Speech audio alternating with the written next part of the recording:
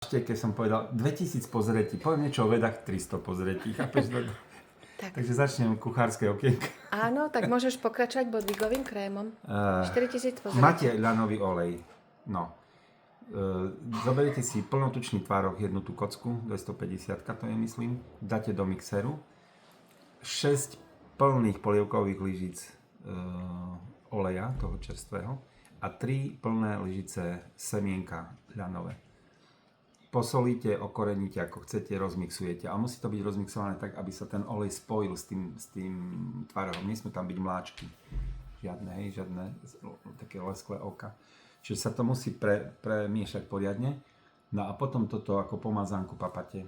Na chlebík, na čokoľvek. Je to bodvigový krém. Pani Bodvigová to vymyslela, ona s tým liečila rakoviny. A vlastne je to veľmi výživné pre vegetariánov, lebo to sú čisté bielkoviny plus tie omega masné kyseliny. Čiže vonia to trošku ako za rybkami. A má to veľmi priaznivé účinky na trávenie a veľmi silné protizápalové účinky na celý organizmus, a protirakovinové samozrejme. Dobre, takže musí byť ale použitý ten olej čerstvý, nesmie byť horký, nesmie byť zoxidovaný. Dobre? No, tak urobte si krémik, papajte, dobrú chuť.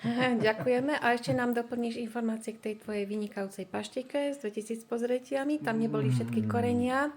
Áno, ale tie korenia ja neviem na spamäť. To ja vám pripravím zoznam.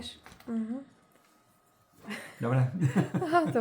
Dobre, ďakujeme. Prosím. Ďakujem.